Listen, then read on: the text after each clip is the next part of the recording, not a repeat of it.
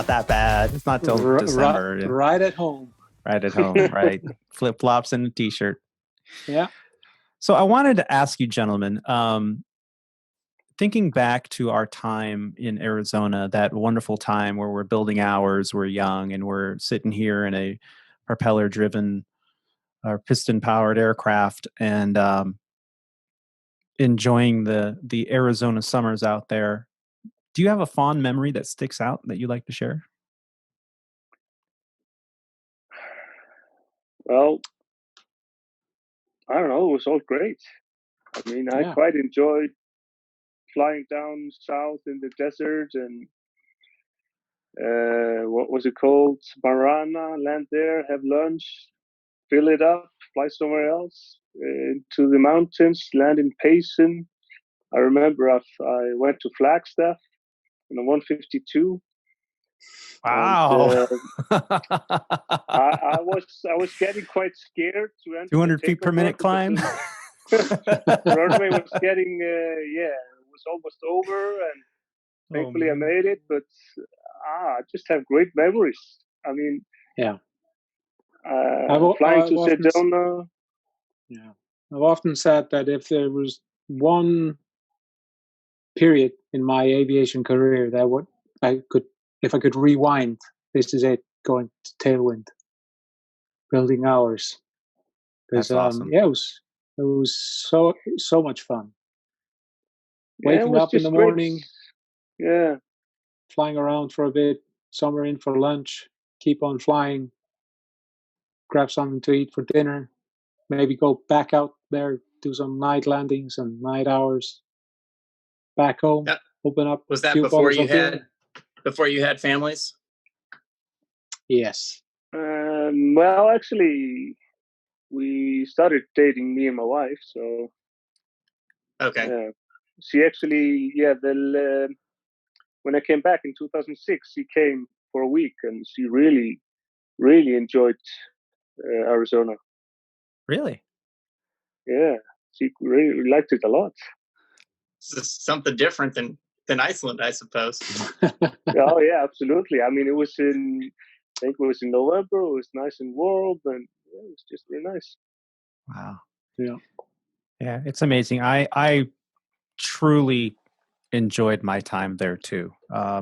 Just the experiences that I was sharing with amazing people from around the world. And when you guys came down, with Ruud and Olafur and everybody, and you guys were teaching us about the ways of the Viking and inviting us to come to Iceland to have some Slátur, and you're explaining what exactly is involved in that, and I'm looking at you like, what?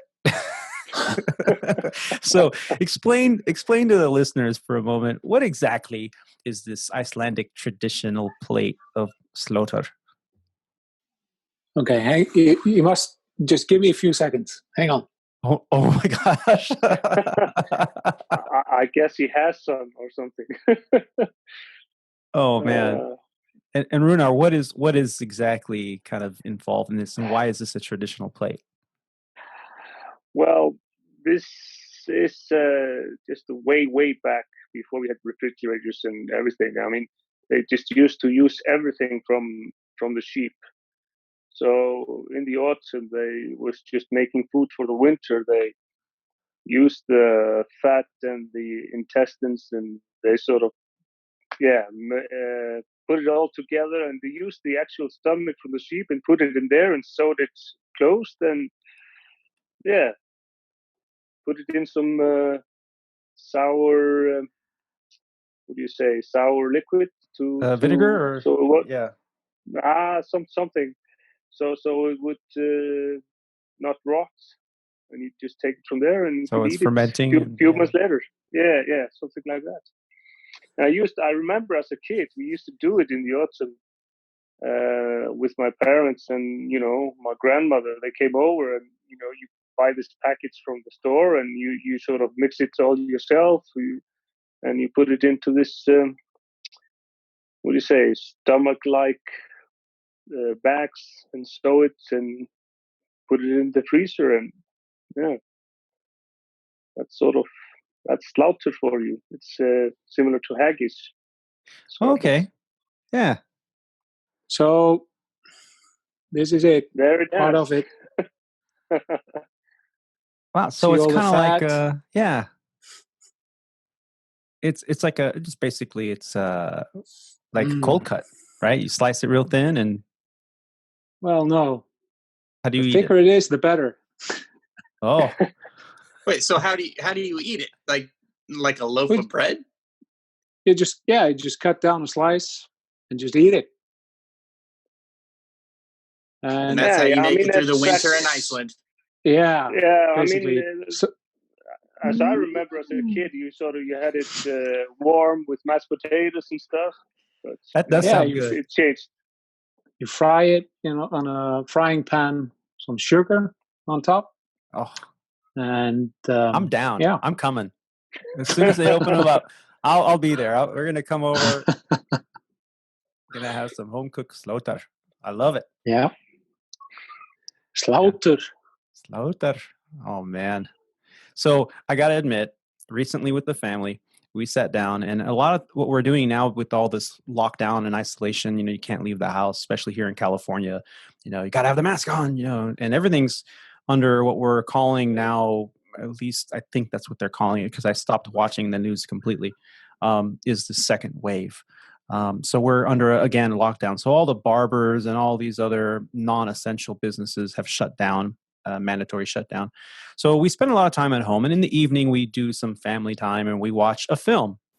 And as we're going through our, Amazon Prime video or our Netflix menu to see, well, what are we going to watch tonight? I recently came across a film that my family and I watched called Eurovision. And it's a very funny comedian who stars in it, a couple key players, Hollywood actors. Have you seen this film? Yes, I have. Yes, I have. You got to explain to me, what's the deal with the trolls? Is that a real Viking tradition? Is that you have to talk to the trolls in the little houses and things like that? It's elves. You have Oh, to it's have that elves, correct. It's yeah. elves. Elves. Well, it was in the old days. People really believed in them, but not so much now. I mean, it's just fairy tales and stuff. Yeah, but still, I mean, there's certain places that haven't been built. That's sort of okay. They try to start digging, and the machine doesn't work. You're trying to blow up a rock to put a road. Nothing works, so they just have to build a road around it. So yeah, Actually, here a at lot of stories like that.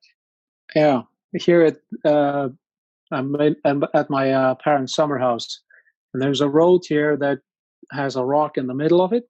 The road goes around, for traffic to go around it. And the name of the rock is Álfasteinn, or Elves Rock.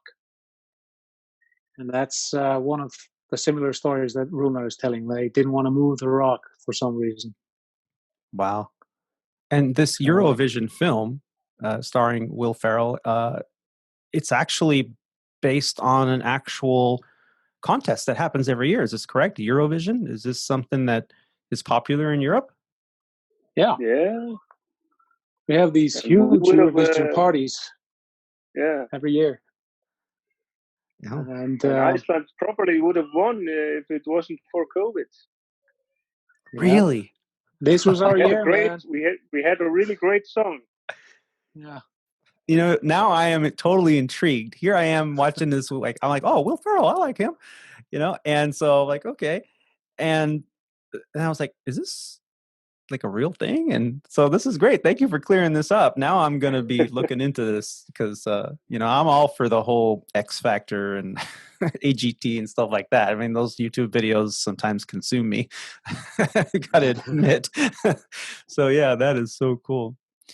Well, the most gentlemen, exciting part about it is the end where they're giving all the points to the countries, and everybody sits around the TV, shut up, and, just to see how everything is going to go, the finals. Yeah. Well, if you have Netflix, it's called Eurovision. It's a 2020 film starring Will Ferrell, Rachel McAdams, Dan Stevens, and based on this contest that is very popular in Europe. And I know, we get caught up in these